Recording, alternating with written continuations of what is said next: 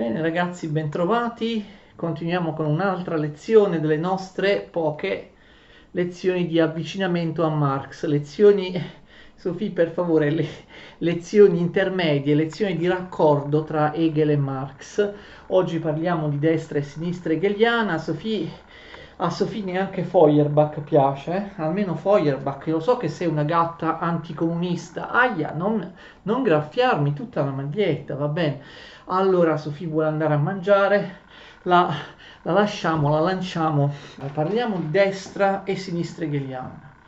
La scorsa volta abbiamo parlato, se mi avete seguito, del socialismo utopistico.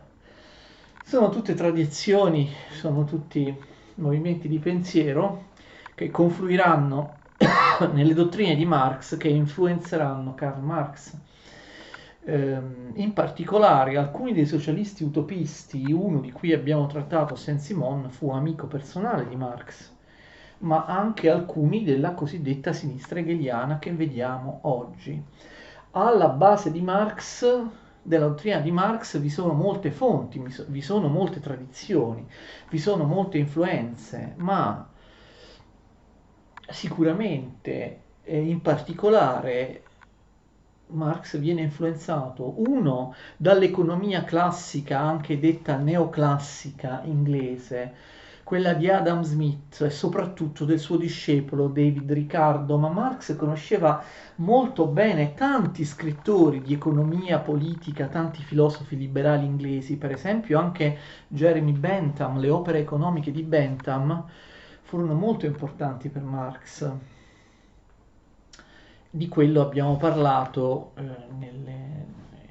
quando abbiamo parlato dell'illuminismo, no? Adam Smith, lo trovate nelle mie lezioni sull'illuminismo, no? Proprio nella playlist intitolata Illuminismo. Marx fu poi influenzato anche dal socialismo utopistico, che però superò e rinnegò in buona parte, ma anche dalla sinistra hegeliana. Il fatto che proprio, diciamo che proprio la costruzione delle idee di Marx passa attraverso la critica a Feuerbach e ad altri esponenti della sinistra hegeliana di cui lui stesso ha fatto parte a lungo prima di distaccarsi. Allora, Hegel muore, l'abbiamo visto, dopo la morte di Hegel si formano due gruppi di hegeliani, la destra hegeliana e la sinistra hegeliana, due gruppi di seguaci, di allievi di Hegel, anche se alcuni di essi in realtà si allontaneranno poi molto da Hegel.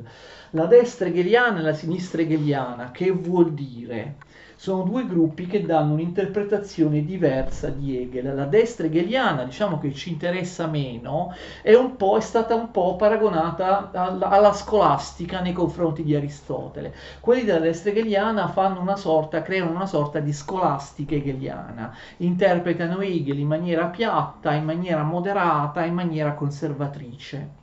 Mentre invece quelli della sinistra hegeliana, che sono più importanti, interpretano Hegel come un rivoluzionario e quindi lo stesso Marx dirà che se il contenuto di Hegel, diranno Marx ed Engels, se il contenuto delle dottrine di Hegel è tradizionalista, è reazionario, però il suo metodo, cioè la dialettica, è rivoluzionaria. Quindi in realtà gli esponenti della destra noi non li tratteremo, non sono particolarmente importanti, vi do dei nomi: Goeschel, Conradi, Fischer, Rosenkranz, d'accordo, sono esponenti della destra hegeliana. Gli altri, Strauss, Bauer, Stirner, Ruge, Feuerbach, di cui parleremo nello specifico, invece sono esponenti della sinistra hegeliana. Quali sono le differenze tra la destra hegeliana e la sinistra hegeliana? Una prima differenza è la politica. Ricordate che Hegel sembra, ve lo ricordate, che lo Stato prussiano, che è l'epoca in cui lui vive, comunque la realizzazione storica dello Stato prussiano, sia la massima realizzazione dello spirito che si dipana nella storia, la massima realizzazione della razionalità, d'accordo? Della razionalità dello spirito, della razionalità dello spirito nella storia è lo Stato prussiano. E il problema è che Vi ricordate il famoso problema di Hegel, la contraddizione insanabile della dialettica hegeliana? Sembrerebbe che la dialettica, o dopo aver macinato tante tappe, figurazioni, ognuna diversa, migliore della precedente nella storia, poi si blocchi, sia chiusa, non va all'infinito, si blocchi con lo Stato prussiano, massima e definitiva realizzazione dello spirito nella storia. Quindi lo Stato prussiano sarebbe la realizzazione definitiva della storia. Non sarà mai superato da un'altra tappa dialettica, non sarà mai superato da qualcos'altro di migliore, quindi la dialettica si ferma lì. Questo pensano ovviamente gli esponenti della destra hegeliana. Gli esponenti della destra hegeliana sfruttano, cioè utilizzano Marx per giustificare le realizzazioni sociali e politiche dello Stato prussiano, d'accordo? Mentre invece la differenza con la destra hegeliana è che quelli della sinistra hegeliana pensano appunto che la dialettica di Hegel non si debba mai fermare, non sia destinata a fermarsi, e quindi che anche lo Stato prussiano è una realizzazione temporanea dello spirito nella storia, una tappa della dialettica che poi sarà superata da qualcos'altro. E quindi, capite, la dialettica continua. Quelli della destra dicono no, la dialettica è finita. Quindi praticamente gli esponenti della destra hegeliana danno un'interpretazione della dialettica e della filosofia della storia di Hegel per giustificare lo Stato esistente. Questo è il massimo livello della ragione nella storia dello Stato prussiano, quindi dobbiamo mantenerlo, conservarlo. Invece quelli della sinistra hegeliana sfruttano la dialettica e la filosofia della storia di Hegel diversamente interpretata per pensare che sia giusto un rovesciamento dello stato esistente, come appunto nella dialettica hegeliana. C'è una tesi, ci sarà un'antitesi, c'è uno stato prussiano, andando avanti nella storia è necessario che esso sia completamente superato da qualcosa di migliore. Capite? Quindi in politica quelli della destra sono conservatori, quelli della sinistra sono rivoluzionari, sfruttano, cioè utilizzano un'interpretazione differente di Hegel.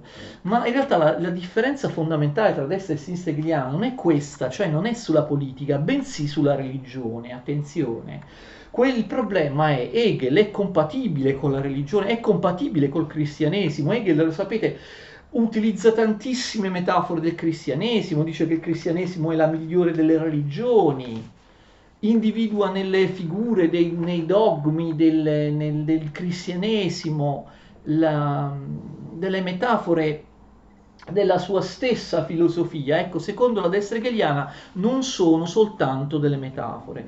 Secondo la destra hegeliana Hegel è perfettamente compatibile con la religione e il cristianesimo. Hegel era una persona religiosa, era una persona cristiana, d'accordo? Ma quelli della sinistra hegeliana dicono, vi ricordate lo spirito assoluto, la religione conosce l'assoluto però in maniera imperfetta, cioè lo conosce in maniera rappresentativa, mentre invece la filosofia, tappa superiore che toglie e conserva la religione, la ragione, la filosofia è la tappa definitiva che prende i concetti della religione, scusate, le rappresentazioni della religione e li purifica in concetti puri, quelli della filosofia. Quindi capite, la destra hegeliana dice Hegel ha considerato la religione una via d'accesso per l'assoluto, del tutto valida, secondo quelli della destra hegeliana. Quindi Hegel è compatibile con la religione, compatibile con il cristianesimo. Vero che Hegel ha detto che la religione deve essere poi superata da una forma di comprensione migliore dell'assoluto, cioè dalla filosofia, ma questo, secondo i pensatori della destra hegeliana, non vuol dire che Hegel abbia assolutamente rinunciato alla religione, d'accordo, al cristianesimo. Loro pensano che il superamento della religione da parte della filosofia vada inteso non come un essere antireligioso da parte di Hegel, ma debba essere interpretato come un adattamento geniale da parte di Hegel del cristianesimo all'età moderna. Secondo quelli della destra, Hegel avrebbe razionalizzato il cristianesimo, l'avrebbe reso compatibile con la ragione, d'accordo? L'avrebbe reso compatibile con la filosofia, l'avrebbe reso compatibile con l'età moderna, ma Hegel non avrebbe voluto respingere la religione. Invece, avete già capito, quelli della sinistra hegeliana si appellano sempre all'idea che hanno di un Hegel rivoluzionario, perché Hegel, qualunque cosa affermi, quella cosa sarà superata da qualcos'altro in futuro, e quindi dicono no, Hegel non era affatto religioso e cristiano, per lui la religione e il cristianesimo è solo una tappa di avvicinamento imperfetta all'assoluto, e poi questa religione, questa tappa è stata definitivamente superata dalla filosofia, e quindi questi della sinistra hegeliana interpretano la religione come un fatto umano, un insieme di metafore che certamente ha un significato, che è un modo di avvicinarsi alla verità, ma è un modo di avvicinarsi alla verità che non prevede, capite, la veridicità delle credenze religiose cristiane, cioè la religione come fatto umano, come invenzione umana per arrivare all'assoluto, che poi deve essere comunque subordinata alla via maestra per raggiungere l'assoluto, cioè la filosofia. Spero di essermi spiegato. Infatti molti della sinistra hegeliana, non certo Feuerbach ma altri, non disprezzano del tutto la religione come hanno fatto gli illuministi, facendone solo un prodotto di superstizione e di ignoranza. Molti pensano che la religione abbia un significato, ma che abbia un significato puramente umano e tale debba restare senza che vi sia nulla di trascendente o nulla che davvero va al di fuori della psiche umana. Quindi abbiamo prima di tutto Friedrich Strauss.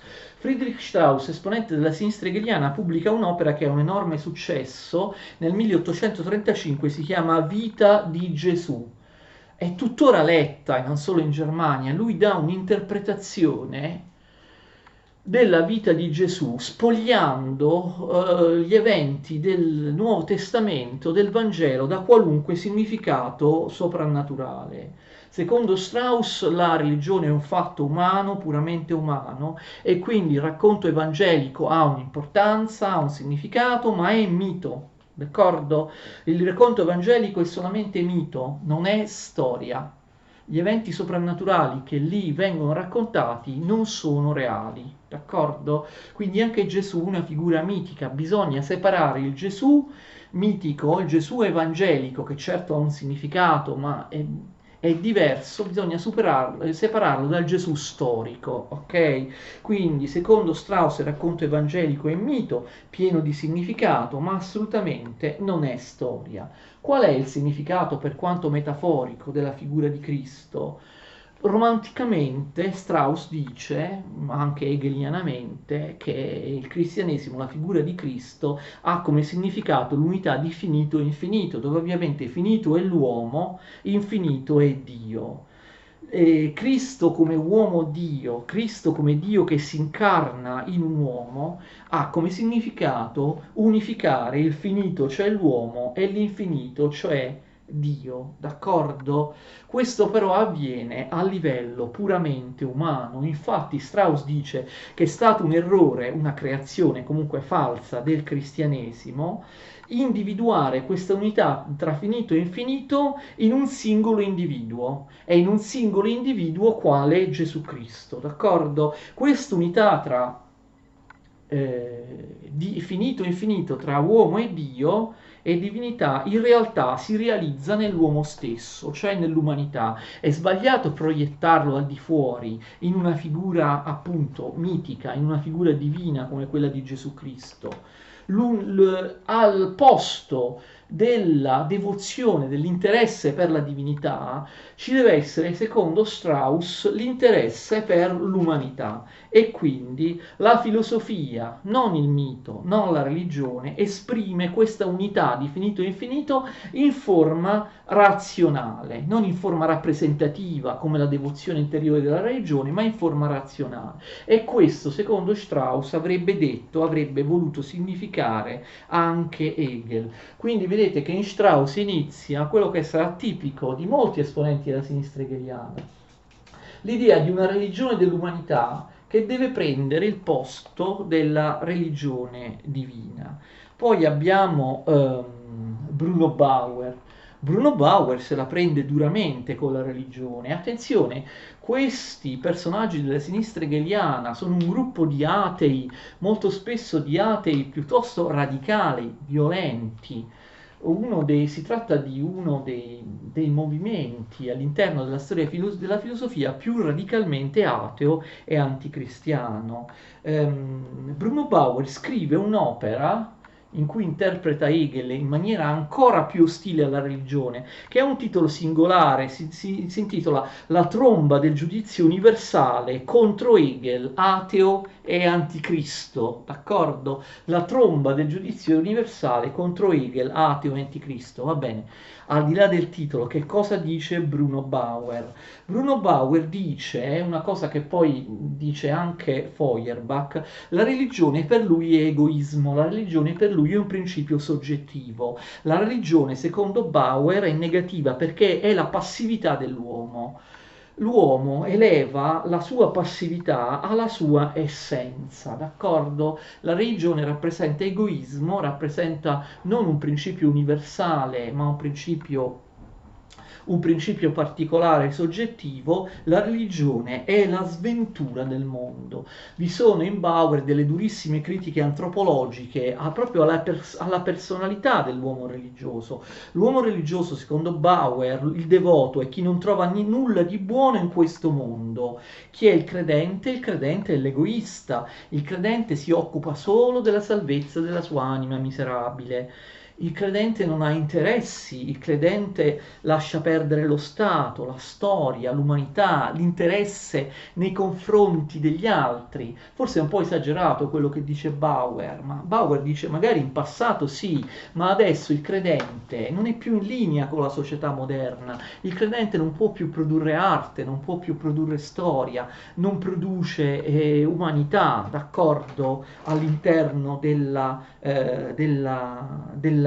comunità, perché tutte queste cose, cioè esterne alla propria personalità, altruistiche, generalistiche, sono negate dal fatto che la radice della fede è passività e egoismo e interesse soltanto alla salvezza della propria ipotetica anima immortale. Quindi il credente si disinteressa purtroppo di tutto il resto, non dà un contributo fattivo alla società.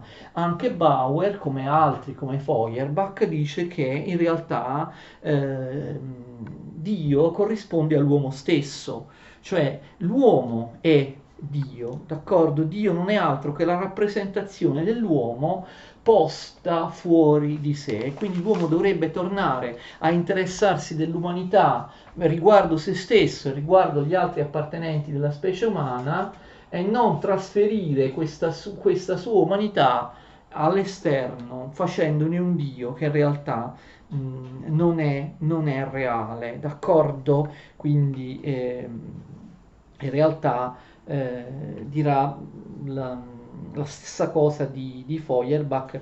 I testi più importanti di Bauer e di Feuerbach vengono pubblicati lo stesso anno, nel 1841. Poi abbiamo Max Stirner. Allora, attenzione, Max Stirner, esponente della sinistra hegeliana, è in realtà un anarchico. Viene tuttora preso come base del pensiero anarchico. Se posso fare riferimento ad un cantautore, ad un aspetto della cultura pop italiana molto apprezzata, il cantautore, no, Fabrizio De André, ricordate il cantautore deceduto parecchi anni fa, Fabrizio De André era un grande estimatore di Max Stirner, perché lui era e cercava di rappresentarlo anche con le sue canzoni o col suo stile di vita, era un anarchico, quindi lui diceva di essere devoto di Max Stirner. Max Stirner è un anarchico e è anche un individualista molto feroce. Pensate che Max Stirner viene apprezzato molto anche dai libertari, anche dagli anarcocapitalisti, d'accordo? Voi direte, ma cosa c'entrano questi personaggi davvero con Hegel?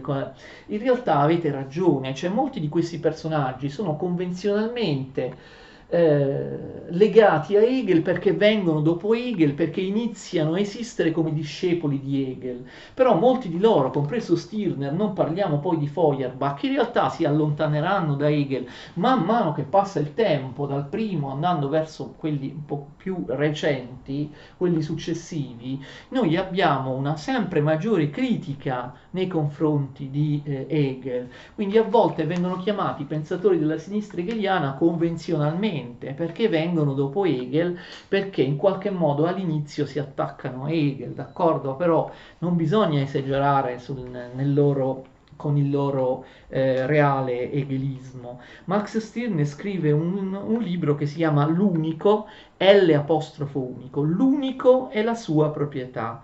L'unico è congiunzione, non me lo fate scrivere, l'unico è la sua proprietà, del 1845.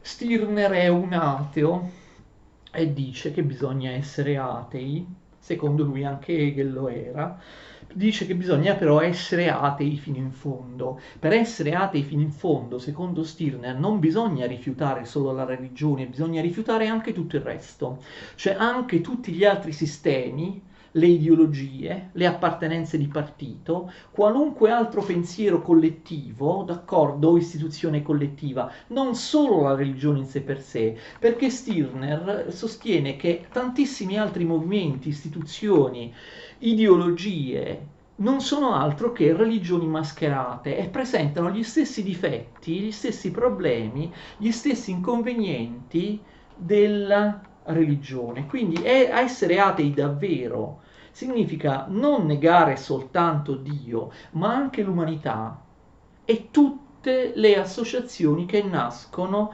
dall'umanità, d'accordo? Infatti lui, a differenza di Bauer, non sarà d'accordo con Feuerbach, che dirà che Feuerbach ha sostituito l'umanità a Dio. Stirner dice che bisogna essere contro Dio, ma sbagliano i miei amici della sinistra hegeliana a dire che bisogna essere a favore dell'umanità. Se io sono contro Dio, devo essere contro qualunque cosa, anche le ideologie, anche le creazioni dell'umanità, d'accordo? Devo basare tutto sull'io. L'io, Max Stirner lo chiama anche unico, d'accordo? Lo chiama anche unico, l'io, ovvero l'unico, d'accordo? Cioè l'individuo. L'individuo è misura di tutte le cose. L'unico valore è l'io. L'io, quindi lui fonda un rigoroso individualismo, l'io non può essere alla mercé di Dio, non può essere schiavo di Dio, ma allo stesso modo non può essere schiavo dell'umanità, non può essere schiavo degli ideali che Max Stirner considera tutti discutibili, gli ideali della società, anche la filantropia, anche il socialismo, anche altri tipi di ideali che in fondo si stanno sostituendo alla religione. E poi critica Hegel. Cosa sostituisce Hegel alla religione? Ricordate lo Stato è Dio, lo Stato è come Dio. Stirner dice che non c'è alcun guadagno ad abbandonare la religione se poi tu diventi devoto dello Stato, di un'ideologia, fosse anche il socialismo, fosse anche di un'ideologia umanitaria, filantropica, fosse anche di un'ideologia, capito, progressista, liberale. Assolutamente no, devi liberarti da qualunque tipo di ideologia, anche apparentemente progressista, umanitaria e così via, e avere come tuo unico fondamento l'io, ovvero l'unico. L'io, l'unico valore, non deve essere schiavo di niente. Quindi lui è a favore dell'egoismo assoluto e lo dice, per lui l'egoismo è una cosa altamente positiva. Qualunque ideale, che sia politico, che sia religioso, che sia morale, è nefasto. Qualunque ideale non è altro che una sostituzione degli ideali della religione. Anche vivere o associarsi o dar luogo a partiti politici, a enti religiosi, morali, società di filantropia altruistiche, per lui è sbagliato. Gli ideali politici morali o religiosi per lui sono forme di follia, sono fissazioni della follia, esattamente come la religione, come il cristianesimo, come le altre religioni. Qualunque ideologia è una fissazione nevrotica per Stirner, qualunque ideologia è soltanto una follia. Anche il socialismo e la rivoluzione vanno assolutamente rifiutati, perché il socialismo e la rivoluzione impongono nuove regole, regole del tutto analoghe a quelle dello Stato assoluto tradizionale o della società borghese capitalistica oppure della Chiesa, della religione. Cioè, mentre nella religione l'uomo è asservito a Dio, mentre nello Stato l'uomo è asservito al sovrano, alle leggi e all'autorità politica, nel socialismo, in un presunto stato socialista, l'uomo sarà asservito alla società. Qualunque rivoluzione, anche socialista, eccetera, ha dei bei ideali all'inizio, ma poi ricostruisce un potere della gerarchia delle leggi e quindi non è un gran guadagno. E infatti lui dice che l'unico non fa la rivoluzione, perché la rivoluzione è organizzata, no? Devi stare con gli altri, e lui dice che no, bisogna stare con se stessi, bisogna praticare l'egoismo. L'unico fa l'insurrezione, cioè l'unico si ribella alle leggi da solo, con un'insurrezione individualistica, non con una rivoluzione organizzata da un partito, da un sindacato, da un gruppo, da una società segreta, da un'associazione. Ho riposto la mia causa nel nulla, dice Max Stirner, meglio il nulla piuttosto che gli esseri umani. Fonderò sul mio io la causa di me, dice Stirner. Stirner quindi tende ad identificare l'io con il nulla. L'io è il rifiuto di tutti i valori tradizionali, quindi l'io è il nulla. Anticiperà molto Nietzsche, che lo conosceva bene naturalmente con queste sue teorie. L'egoismo si spinge al punto di dire che gli altri devono essere oggetti, non persone. Non c'è nessuna legge che mi possa dire di amare gli altri, che sia la religione, la morale, la società, lo Stato, il socialismo. Se qualcuno, qualche legge, qualcosa mi impone di amare gli altri, cioè io amo gli altri per forza, vuol dire che non sono libero, è una costrizione. Io devo amare gli altri con la coscienza dell'egoista, liberamente, perché amarli mi rende felice. Quindi io non è che devo amare tutti, amo quelli che mi rendono felici. Però amo, lui non dice non bisogna amare gli altri, ma che l'amore agli altri non può diventare una costrizione, deve essere una cosa libera in base al fatto che gli altri o me stesso ne ricaviamo un interesse egoistico, lecito, naturalmente la felicità, la serenità, eccetera. L'unico, poi lui dice anche delle altre cose sull'unico che anticipano davvero la filosofia di Nietzsche. L'unico, dice, deve ancora sorgere, quindi un archetipo, un modello, come Nietzsche dirà del superuomo. L'unico sarà libertà, potenza, volontà, l'unico esprimerà la sua volontà, la sua potenza, la sua libertà in maniera libera, senza morale, senza legge, anche questo ovviamente molto simile a quello che Nietzsche dirà del superuomo, d'accordo? Quindi l'unico è la sua proprietà. Qual è la proprietà dell'unico, del titolo del libro? La proprietà è il potere di disporre delle cose come mi pare, non come dicono gli altri, d'accordo? Poi lui dice che anche il diritto ad avere questo o quello, non te lo danno gli altri, è solo la forza che ti dà il diritto. Quindi vedete che c'è una componente libertaria, non so, di individualismo liberale che in molti aspetti, soprattutto della filosofia anglosassone o comunque oggi, può essere apprezzata come libertà dell'individuo da qualunque ideologia, qualunque ideale, anche apparentemente altruistico. Però vi sono anche degli aspetti piuttosto inquietanti nell'egoismo assoluto di Max Stirner. Arnold Ruge è il grande organizzatore del gruppo, perché dovete sapere che molti di questi della sinistra hegeliana, compreso Marx, che qui non ho scritto perché ovviamente tratteremo a parte, Marx però è stato anche lui parte della sinistra hegeliana, non erano certo un partito organizzato proprio per via magari delle loro idee, però si conoscevano tra loro e collaboravano tra loro, si ritrovavano all'interno di diverse università, di diverse città, erano a contatto gli uni con gli altri. Arnold Ruge, il grande organizzatore del gruppo, pubblica il giornale ufficiale, diciamo, del gruppo, che si chiama Annali di Halle. Annali di Halle. Halle è una città tedesca, d'accordo? Annali di Halle saranno poi soppressi dalle autorità. Gli annali di Halle durano dal 1838 al 1841 e sugli annali di Halle scrive Feuerbach, scrive Bauer, scrive Marx, scrivono molti esponenti. Ruge sarà messo in carcere, poi sarà esiliato a Parigi e poi in Inghilterra, esattamente come Marx. Infatti Ruge fece risorgere gli annali di Halle a Parigi con il titolo di Annali franco-tedeschi, e anche Marx, cacciato, esiliato dalla Germania, rifugiato a Parigi, ritroverà Ruge a Parigi e scriverà, dopo aver scritto per gli annali di Halle, per gli annali franco-tedeschi, sempre diretti da Ruge. Tra l'altro scriverà una cosa piccola ma molto importante negli annali franco-tedeschi, che vedremo parlando di Marx e delle sue opere, d'accordo? Ruge è molto distante da Hegel, cioè come Feuerbach critica duramente Hegel. Ruge o Feuerbach o altri hanno un po' assumono, sapete cosa mutuano da Hegel? Una certa idea di dialettica, d'accordo? Il fatto che in particolare la religione, come abbiamo visto, le idee cambino continuamente nel corso del tempo, ma poi nei confronti dei contenuti hegeliani sono molto molto duri.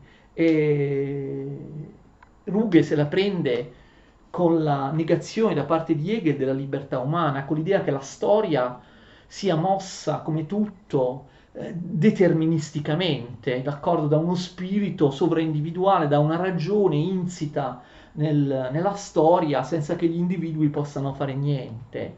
No, Ruge dice non è vero che l'individuo non è libero, i filosofi devono determinare il movimento della storia, non soltanto comprenderlo, d'accordo? Devono, a differenza di Hegel nega la possibilità della rivoluzione, del cambiamento, perché per lui gli individui sono solo fantocci dell'assoluto ed è l'assoluto una potenza sovraindividuale che muove la storia, l'individuo non si può opporre, viene inglobato, ricordate, all'interno dello spirito soggettivo, nelle vicende umane, nelle vicende storiche. Quindi Hegel giustifica, l'abbiamo visto parlando di Hegel, giustifica qualunque avvenimento nella storia come necessario, doveva per forza andare così. Quindi annulla la possibilità di una rivoluzione consapevole. Ruge non è d'accordo, i filosofi devono determinare il movimento della storia, cambiarla, battersi contro le ingiustizie, eventualmente ribellarsi, fare una rivoluzione. Ruge non critica Hegel per vari motivi, per esempio non accetta che Hegel disprezzasse il popolo.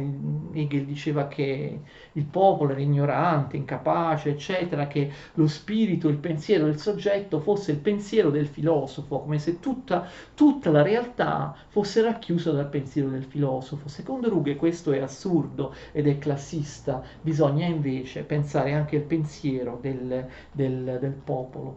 Ruge imprigionato, in esilio, eccetera. Dobbiamo dire in generale che molti di questi esponenti della sinistra hegeliana, come lui, furono perseguitati, imprigionati, pagarono molto duramente le loro idee, spesso morirono in povertà, come lo stesso Feuerbach, vedremo, che pure era abbastanza ricco di famiglia, venivano abbandonati da tutti per le loro idee, ovviamente atee, estremistiche, e quindi pagarono con la loro,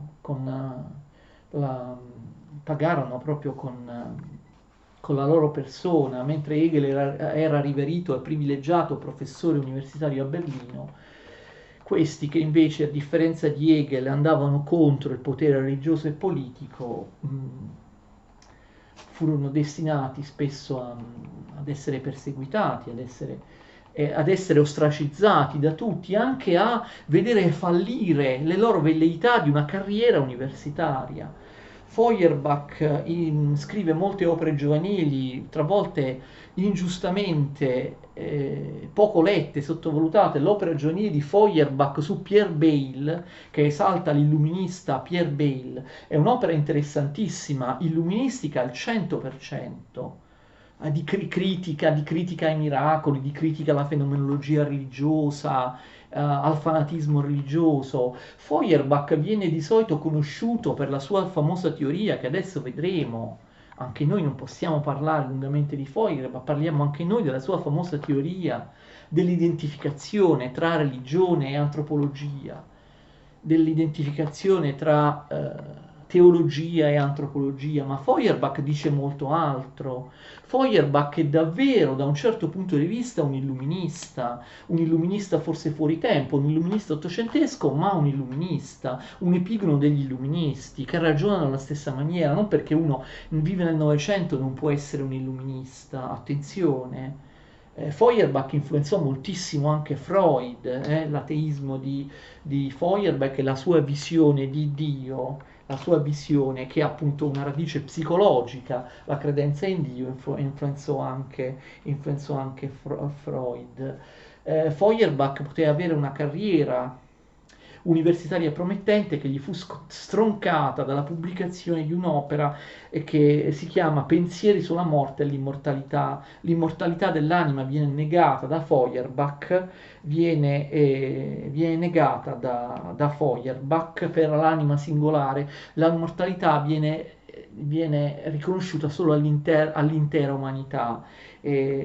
Feuerbach critica Hegel e la filosofia, dice Feuerbach, deve restare ancorata alla natura, all'uomo. Hegel parte dall'essere ideale, io invece, dice Feuerbach, voglio partire dall'essere reale, d'accordo? Nel 1841 è il suo capolavoro, un libro straordinario che io vi invito a leggere, molto lungo, di cui noi adesso diciamo solo appunto la tesi che interessa, perché interessa anche a Marx, perché da quella partirà la filosofia di Marx, quella dell'antropologia religiosa, ma nell'essenza, nel libro L'essenza del cristianesimo, poi nel 1841 c'è molto altro. C'è la critica, una serrata critica ai miracoli, al cristianesimo, ad alcune figure del cristianesimo, alla Madonna, cioè alla rappresentazione della Madonna, tantissime cose che sono illuminismo al 100% e che è difficile anche esprimere nella sintesi di una lezione, vanno lette proprio direttamente certe cose. Allora, l'essenza del cristianesimo non è Dio che crea l'uomo, ma è l'io che crea Dio, d'accordo? Non è vero, come dice il cristianesimo e altre religioni, che Dio crea l'io, l'uomo, al contrario è l'uomo che crea Dio. Ovviamente si tratta di una forma di ateismo. L'uomo crea Dio, l'uomo in qualche modo crea Dio perché attenzione, l'uomo ha un'essenza, come diceva già qualcun altro, vi ricordate? Della sinistra hegeliana, questa essenza viene proiettata fuori dell'uomo, d'accordo? Quindi che cos'è Dio? In qualche modo Dio è una proiezione psicologica dell'uomo. L'uomo prende la sua essenza, la sua interiorità, i suoi pensieri, le sue idee, i suoi bisogni, i suoi desideri, le sue paure e le trasferisce tutto in Dio.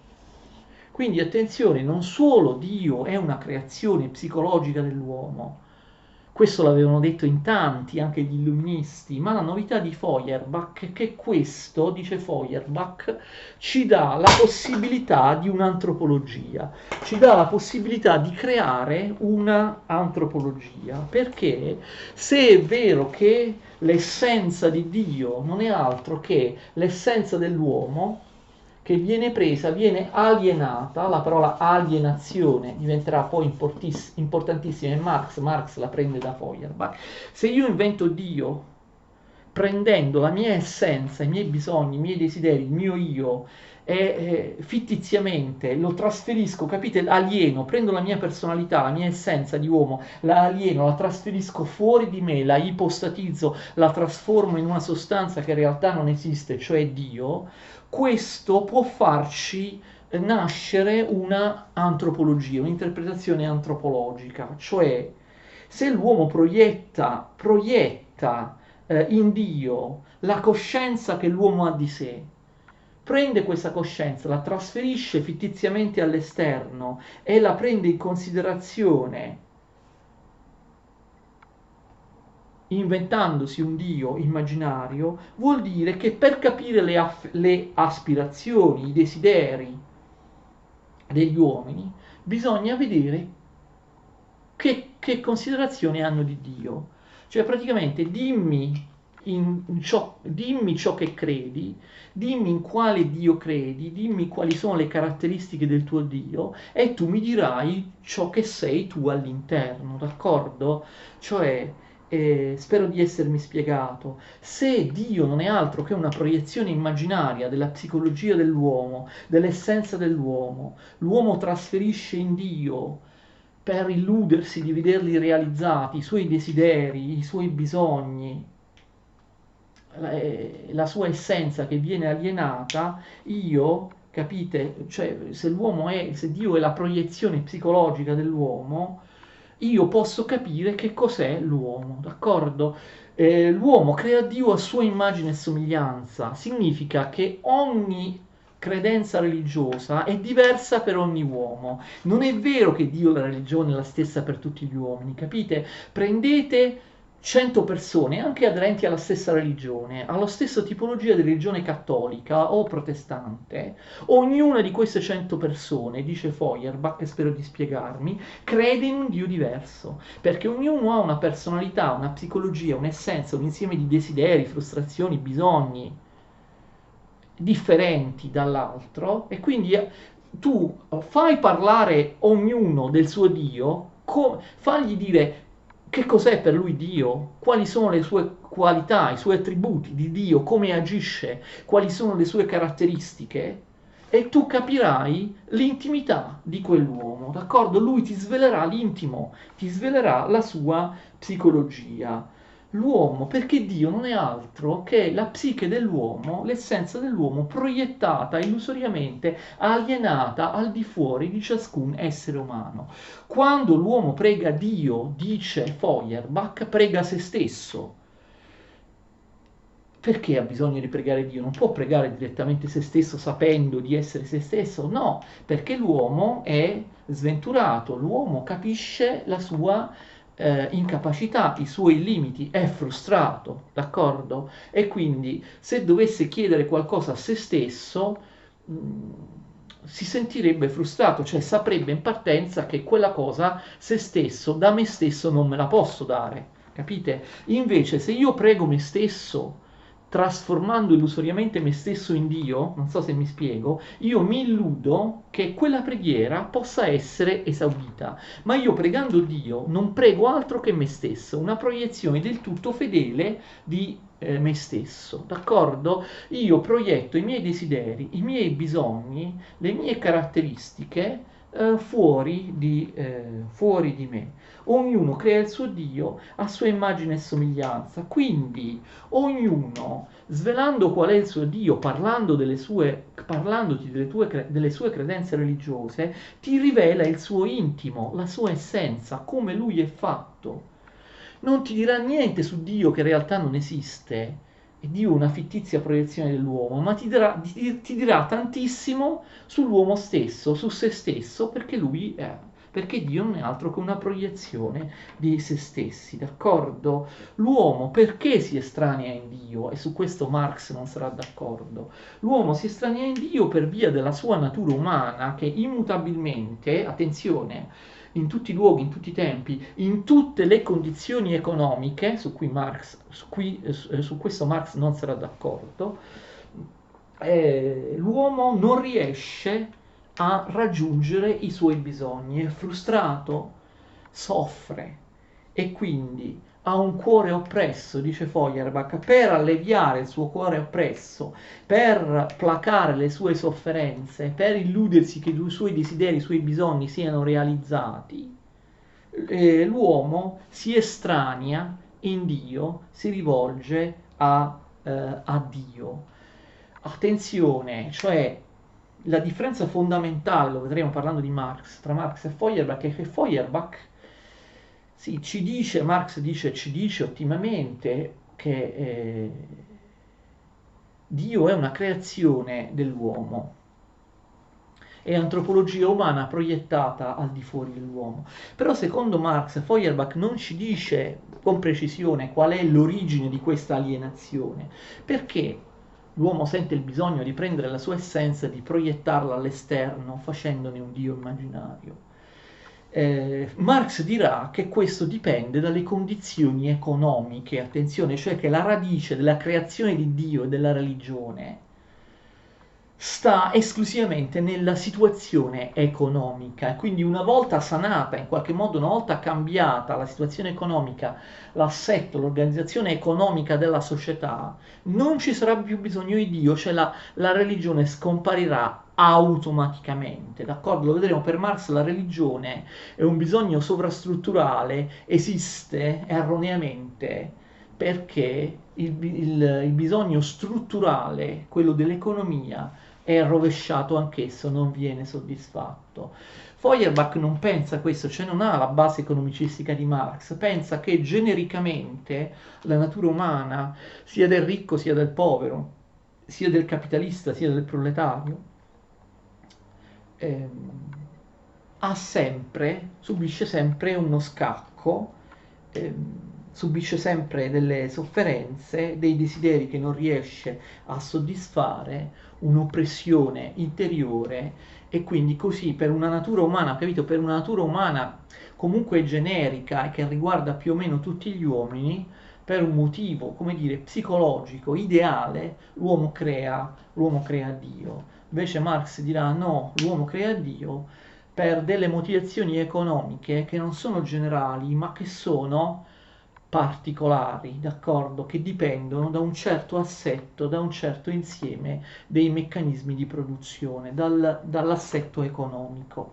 Poi vedremo che però, secondo Marx, non soltanto i poveri credono in Dio, eh, perché sono disperati, si attaccano a Dio, ma in realtà anche i ricchi credono in Dio, tutti credono, attenzione, poi lo vedremo vedendo Marx.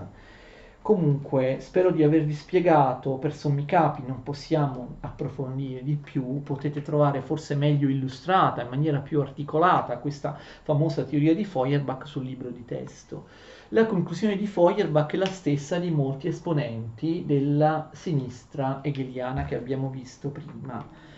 Feuerbach dice che bisogna sostituire una morale che raccomanda l'amore di Dio con una morale che raccomanda l'amore dell'uomo, quindi fondare, come già abbiamo detto qualcuno prima di lui, ve lo ricordate, fondare una sorta di religione dell'umanità, una religione laica in cui al posto di Dio sia messa l'umanità, in cui invece di aspirare, di venerare, di amare Dio, si finisca per aspirare, per amare, per venerare, per beneficare l'umanità, una religione laica dell'umanità da parte dell'ateo Feuerbach al posto della religione tradizionale di Dio.